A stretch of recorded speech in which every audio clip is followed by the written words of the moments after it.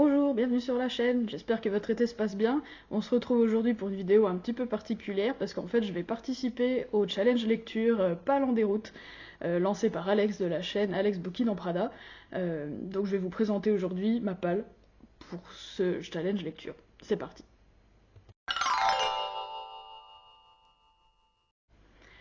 Que je vous explique un petit peu de quoi ça parle, je vous mettrai les liens aussi en barre d'infos, tout ce qu'il faut. Donc, Alex de la chaîne YouTube Alex Bouquin en Prada a lancé un super challenge qui s'appelle Pas en déroute, qui est plein de calembours savoureux, moi j'adore, avec 15 catégories au moins de lecture.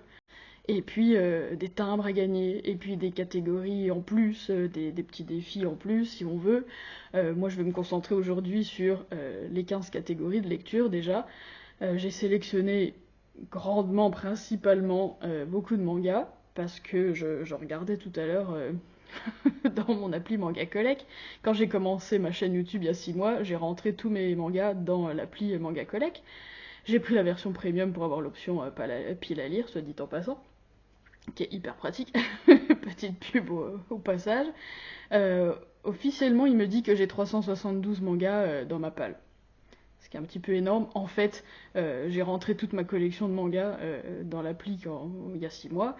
Donc tous les trucs que j'ai lus avant ça, ils sont considérés comme non lus. Même si il y en a que j'ai lus il n'y a pas si longtemps, mais bon, il y a plus de 6 mois. Donc on verra. L'idée, c'est un peu que je relise tout de toute façon. Donc pas là pendant le challenge précisément, mais dans les mois qui viennent. Donc j'ai sélectionné beaucoup de mangas, mais quelques romans aussi. Et puis bah, aujourd'hui, du coup, on va faire le point sur les catégories de lecture et puis les mangas que j'ai prévu de lire pendant le challenge qui commence aujourd'hui 31 juillet et qui va jusqu'au 1er septembre.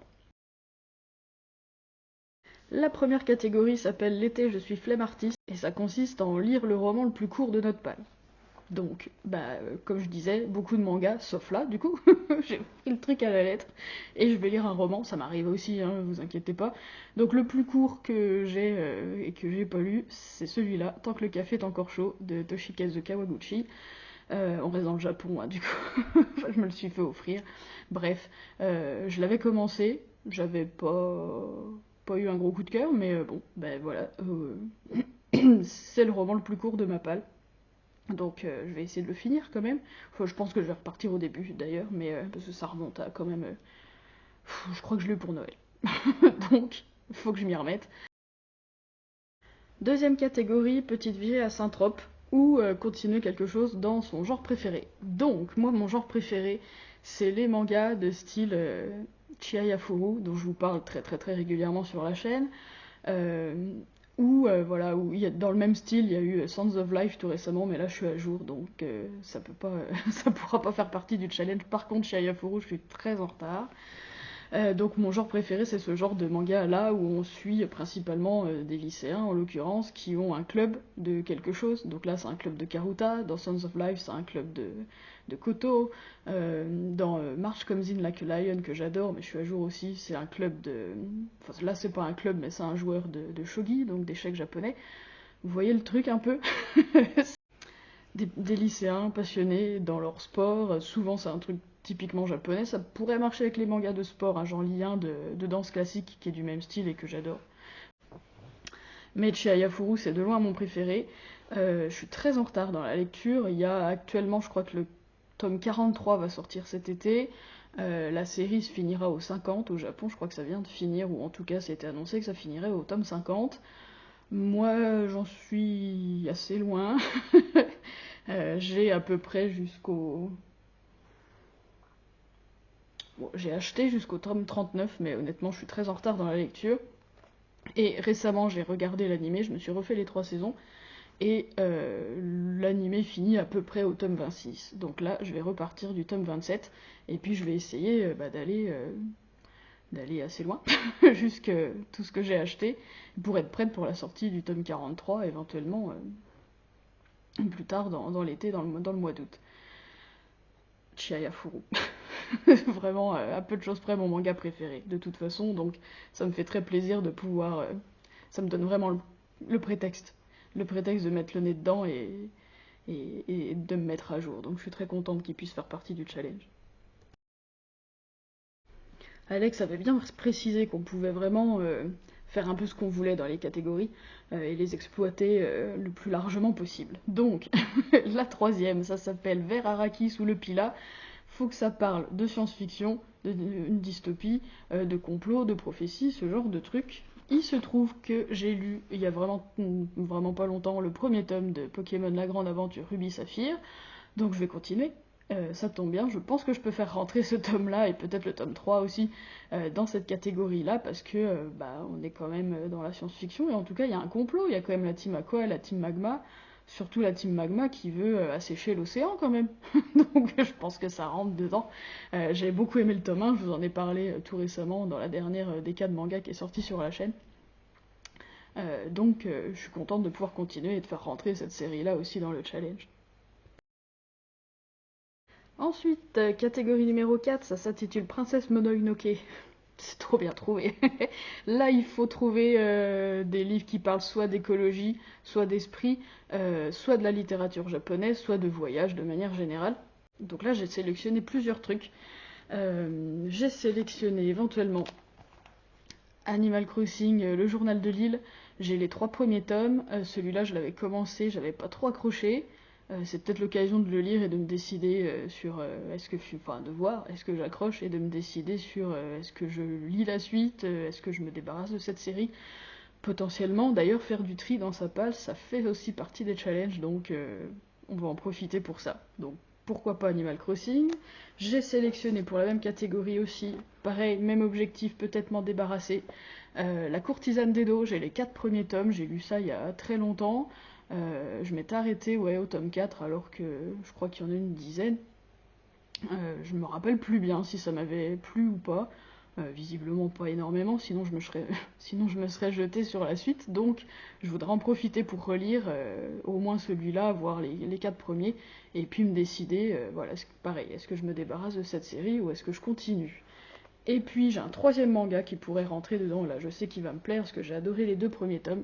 Ça s'appelle Cette vie auprès de toi, c'est de Shin Takahashi, et puis bah voilà, c'est le tome 3, j'ai adoré les 2 premiers. Ça se passe au Japon, ça se passe sur une petite île un peu comme ils ont au sud, un peu tropicale, un peu isolée, où bah, le papa et le fils que vous voyez là viennent d'emménager, et c'est plutôt du tranche de vie.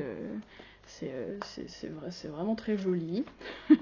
Je résiste pas à l'envie de vous montrer au moins ça, que vous voyez un petit peu le style. C'est vraiment la lecture feel good. C'est vraiment très fin. Voilà, moi j'ai adoré le début, donc j'ai très hâte de lire le tome 3. Je vais certainement refeuilleter le tome 2 d'ailleurs pour me remettre dedans.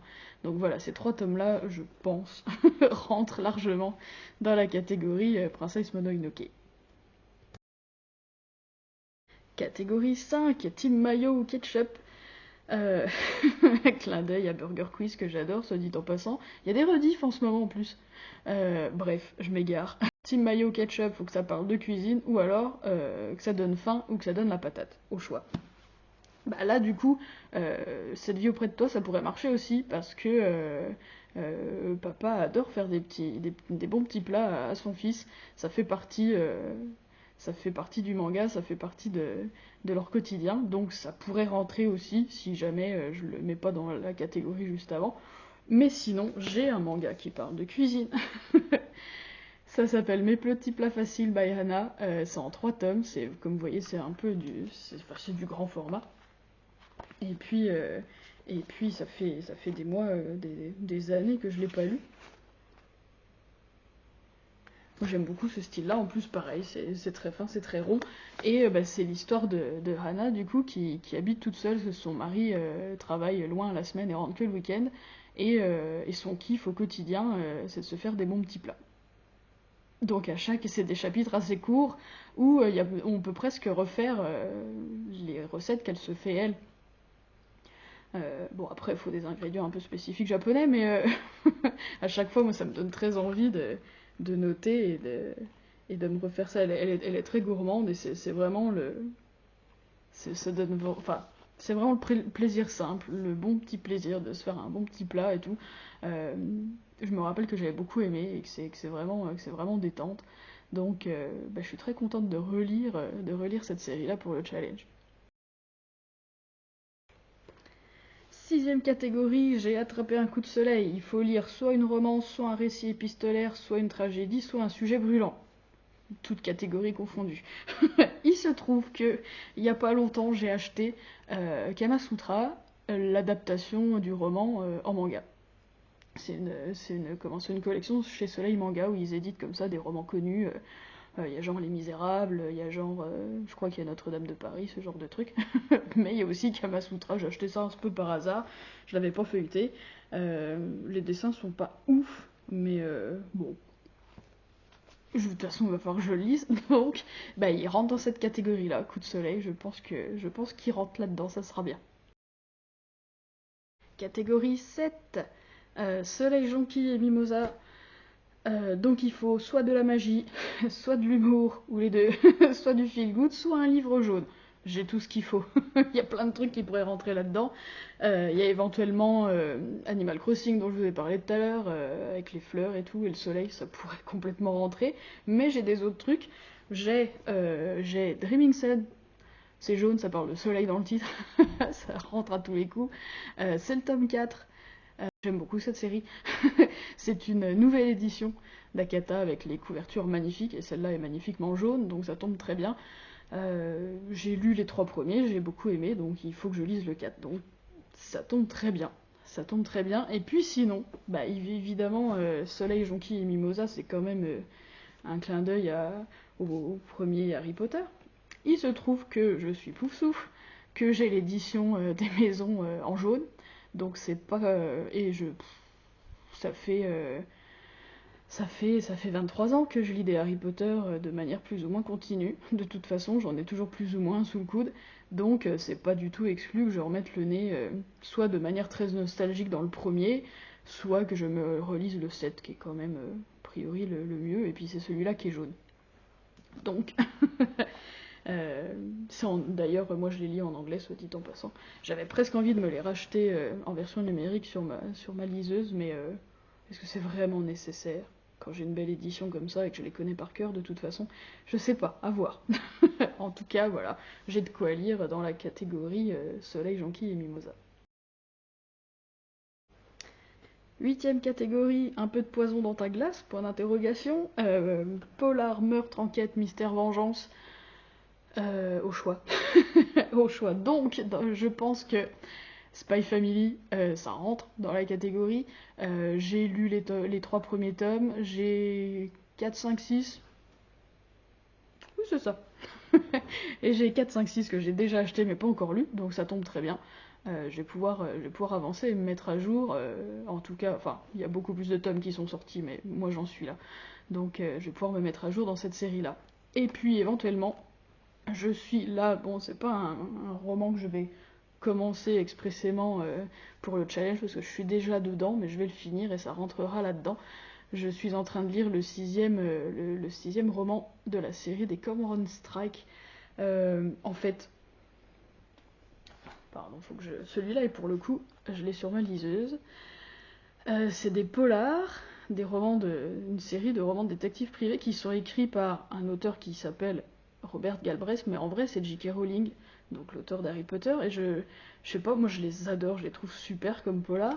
J'ai pas l'impression qu'il y ait beaucoup de gens qui en parlent en fait, donc je suis assez dubitatif de ça. Mais moi je vous les conseille grave. Là j'en suis à lire, c'est le 6ème, ça s'appelle The Ink Black Heart. Enfin pareil, je les lis en anglais. Ils sont sortis en français aussi, mais le 6ème a pas encore été traduit. Et le 7ème sort en septembre, en anglais aussi. J'en suis à relire le 6, et ça fait carrément partie de cette catégorie-là pour le challenge, donc tant mieux. 9ème catégorie, mieux vaut clore le débat, faut lire soit un livre engagé, soit un livre qui nous apprend quelque chose. Donc ça tombe bien, je suis en train d'apprendre quelque chose. Je me suis acheté une méthode de japonais. Ça fait plusieurs fois que j'essaye de m'y mettre un peu, donc là j'en suis au tout début, hein, j'apprends mes hiragana consciencieusement, donc voilà. 10ème catégorie, la cigale et le fourbi. Donc là, faut lire soit un conte, soit un classique, soit une relique, une relique, un truc jamais lu dans ta palle, soit quelque chose qui parle de musique. Sinon, dans les classiques, j'ai désespérément Madame Bovary que j'ai jamais lu, que j'ai commencé 2 fois et que j'ai jamais fini. Ça pourrait peut-être être l'occasion, c'est pas si long honnêtement, tu pourrais faire un effort. Voilà, donc potentiellement il y a ça. Dans genre relique de ma palle ou classique, mais classique dans les mangas, j'ai le premier tome de One Piece, qui est une édition un peu bizarre, qui était un tome offert en fait, donc c'est pas la vraie édition, mais je pense que c'est un classique du manga, donc je pourrais peut-être le lire et puis voir un peu à quoi ça ressemble. Le seul risque que je prends, c'est que j'accroche énormément et que je me retrouve à devoir acheter les 104 la suite, qui est actuellement, je crois qu'ils en sont à 104 tomes en France. Bref. Et puis sinon, pourquoi pas, j'ai toujours eu envie de lire les romans de Anne of Green Gables. J'avais adoré la série sur Netflix, soit dit en passant. Pourquoi pas, mais là, faut que je les achète, donc on verra. 11e catégorie, là il faut que ça s'appelle Aubergine, là il faut que ça parle de fantasy ou de fantastique, que ça soit dans un désert, dans un huis clos ou qu'il y ait des démons, ce genre de truc. Donc je me suis dit que j'allais peut-être lire, c'est Sakura, mais c'est Sakura la série, la suite Clear Card Arc. J'ai les 3 premiers tomes, je crois que je les ai jamais lus, en fait. Si j'ai peut-être feuilleté le tome 1, mais honnêtement j'en ai aucun souvenir. J'aurais bien relu la vraie série Sakura qui est là, mais il me manque 2 tomes dans cette édition-là, en tome double, qui est introuvable presque, parce qu'en fait, entre-temps, ils en ont ressorti une autre avec des dorures et tout, qui est trop belle, mais moi j'aimais bien ce format-là, et il me manque 2 tomes, et j'arrive pas à les acheter en neuf, et j'arrive pas à les trouver comme ça séparément en occasion, donc pour l'instant j'en suis là, et j'ai que le premier, et il me manque le 2 et le 3 en fait, et après j'ai les 3 autres. Donc c'est un peu con de lire que le premier et de m'arrêter là. Donc, entre-temps, il y a plusieurs années, j'ai commencé d'acheter cette série-là, la suite. Donc pourquoi pas, j'ai les 3 premiers tomes là, donc je peux peut-être lire ces 3-là. Sinon, dans la catégorie fantastique, j'ai aussi, il y a Fruits Basket. Là, je vous montre celui-là, c'est le fanbook que j'ai dû feuilleter quand je l'ai acheté et jamais relu depuis. Il y a des interviews, il y a un petit peu, voilà, il y a des, il y a des, il y a des pages couleurs, il y a du, comment, je trouve pas le mot, aidez-moi. Bon, il y a des dessins, il y a des frises, il y a du background sur des personnages. Ouais, je vais peut-être au moins relire le funbook. Je me suis refait l'animé il y a pas longtemps, la nouvelle série, j'allais dire, elle est pas si nouvelle, elle a déjà quelques années, mais je l'ai fini voilà, la semaine dernière. J'ai presque eu envie de relire le manga, mais je me suis dit que j'allais déjà relire le fanbook et pourquoi pas relire un peu la fin du manga, parce que c'est que le début je le connais par cœur. Mais les quelques derniers tomes, avec la résolution de l'histoire, c'est quand même sympa à relire, et puis bah on est dans du fantastique quand même, avec une malédiction et tout ça, donc ça rentre aussi carrément dans cette catégorie-là. Catégorie 12, une fois au stage d'été, 3 petits points, je pense que vous avez la ref. Il faut que ça parle d'humour, d'amitié, d'apprentissage de secrets. Le manga qui me fait le plus penser à tout ça, c'est évidemment Nana. Là pareil, je vous montre le fanbook. Même deal que pour Fruits Basket, j'ai dû le lire une fois et jamais le relire. Donc pareil, là il y a un répertoire des personnages, il y a quelques pages couleurs, quelques fanarts, une interview, enfin des interviews, il y a des tas de trucs que j'ai dû survoler une fois et jamais depuis. Donc je vais déjà me refaire en tout cas le fanbook. J'avais recommencé l'animé, et là pour le coup je trouve que l'animé a vieilli, hein. Donc j'avais presque envie de me relire tout le manga. Ce qui est un peu embêtant avec Nana, c'est que c'est vraiment triste quand même comme histoire et qu'en plus c'est pas fini. Malheureusement, on n'aura jamais la fin.